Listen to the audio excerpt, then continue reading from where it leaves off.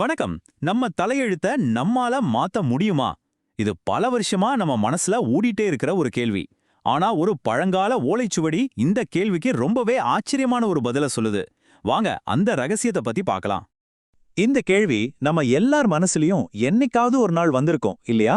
நம்ம வாழ்க்கை பாதை ஏற்கனவே எழுதி வச்ச ஒன்னா, இல்ல அத மாத்துற சக்தி நம்ம கையில இருக்கா?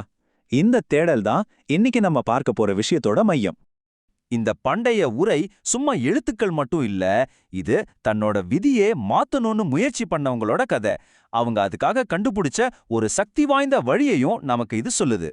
சரி, இந்த கதை எங்க இருந்து ஆரம்பிக்குதுன்னா ஒரு ஞான தேடல்ல இருந்து தான். தங்களுடைய எதிர்காலத்தை முன்னாடியே தெரிஞ்சுக்கிட்டவங்க அதை எப்படி எதிர்கொண்டாங்க? வாங்க பாப்போம். ஒரு நிமிஷம் யோசிச்சு பாருங்களேன். உங்க எதிர்காலத்துல என்ன நடக்க போகுதுன்னு உங்களுக்கு முன்னாடியே தெரிஞ்சா நீங்க என்ன பண்ணுவீங்க? நடக்கிறத நடக்கட்டும்னு விட்டுடுவீங்களா, இல்ல அதை மாத்த முயற்சி பண்ணுவீங்களா? இந்த உரை சொல்லுது, அந்த காலத்துல இருந்த பெரிய பெரிய ராஜாக்களும் ஞானிகளும் தங்களோட விதியை மாத்தணும்னு தான் ஆசைப்பட்டாங்களாம். பாருங்க, இந்த ஒரு வரியில தான் மொத்த ரகசியமே இருக்கு. இவனை தொழுததால். அப்படி யாருங்க இந்த இவன்? அவரை வழிபட்டதுனாலேயே அவங்க விதி மாறிடுச்சுன்னு இந்த ஓலைச்சுவடி சொல்லுது.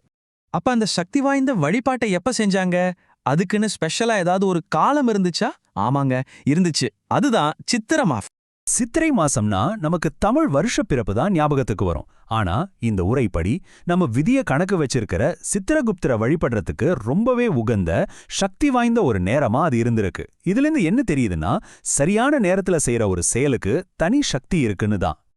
இப்போ நாம விஷயத்தோட மையப்புள்ளிக்கு வந்துட்டோம். அந்த ராஜாக்கள்லாம் தங்களோட விதிய மாத்த அப்படின்னு தான் ஒரு குறிப்பிட்ட வழிபாட்டை செஞ்சாங்க. அதோட படிகளை ஒன்னொன்னா பார்க்கலாம். இந்த 4 படிகளும் பார்க்கறதுக்கு ரொம்ப சிம்பிளா தெரியலாம். ஆனா ரொம்ப ஆழமான அர்த்தம் இருக்கு. வெற்றிலையில சர்க்கரைய வைக்கணும், பக்தியோட ஒரு தீபம் ஏத்தணும், ஒரு சக்தி வாய்ந்த மந்திரத்தை சொல்லணும், அப்புறம் அந்த தீபத்தோட சுடர் வழியா பார்க்கணும். இது வெறும் சடங்கு மட்டும் இல்ல, நம்ம கவனத்தையும் பக்தியையும் ஒருமுகப்படுத்துற ஒரு தியானம் மாதிரி. இதுதான் அந்த சக்தி வாய்ந்த மந்திரம், சித்திரகுப்தாய நமஹா. இந்த மந்திரத்தை திரும்ப திரும்ப சொல்லும்போது அவங்க அந்த தெய்வீக சக்தியோட தங்களை இணைச்சுக்கிட்டதா ஒரு நம்பிக்கை இருக்கு. சரி, இந்த வழிபாட்டை எல்லாம் கரெக்டா செஞ்சா என்ன ஆகும்? அதோட விளைவுதான் இந்த கதையோட ரொம்பவே ஆச்சரியமான ஒரு பகுதி. நாம ஆரம்பத்துல கேட்ட கேள்விக்கு இந்த உரை நேரடியா பதில் சொல்லுது. ஆமா, விதிய மாத்த முடியும்.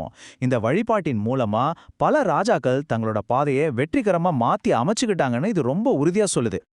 இந்த கதை ஏதோ அந்த காலத்தோட முடிஞ்சு போனதில்ல. இந்த வழிபாட்டை செய்யறதுக்கு ரொம்பவே சக்தி வாய்ந்த சில இடங்கள் இன்னைக்கும் இருக்குன்னு இந்த உரை சொல்லுது. அது என்னென்ன இடங்கள்னு பார்க்கலாமா? நம்மகிட்ட இருக்கிற இந்த 2 ஓலைச்சுவடிகள்லயும் ஒரு பொதுவான விஷயம் இருக்கு. ரெண்டுமே 2 குறிப்பிட்ட இடங்களை ரொம்ப முக்கியம்னு சொல்லுது. இதிலிருந்து அந்த இடங்களோட ஆன்மீக சக்தி காலங்கடந்தும் இருக்குன்னு தெரிய வருது. அந்த 2 இடங்கள், ஒன்னு காஞ்சிபுரம், இன்னொன்னு அண்ணாமலை, அதாவது திருவண்ணாமலை.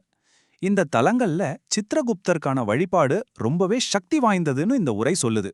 இது அந்த காலத்து நம்பிக்கைகள்லாம் இன்னைக்கும் எப்படி சில குறிப்பிட்ட இடங்களோட பிணைஞ்சிருக்குன்றதுக்கு ஒரு சிறந்த உதாரணம். ஆக இந்த விளக்கத்தோட முடிவுல நான் உங்ககிட்ட ஒரு கேள்வியோட விடைபெறுகிறேன். ஒரு சாதாரண தீபம், அதோட சுடர் வழியா பார்க்கறது, இது வெறும் சடங்கு மட்டும்தானா? இல்ல நம்ம மனசை ஒருமுகப்படுத்தி இந்த பிரபஞ்ச சக்தியோட நம்மளை இணைச்சிக்கிற ஒரு பழங்கால டெக்னிக்கா? இதுக்குள்ள ஒளிஞ்சிருக்கிற ஆழமான அர்த்தம் என்னவா இருக்கும்? கொஞ்சம் சிந்திச்சு பாருங்க.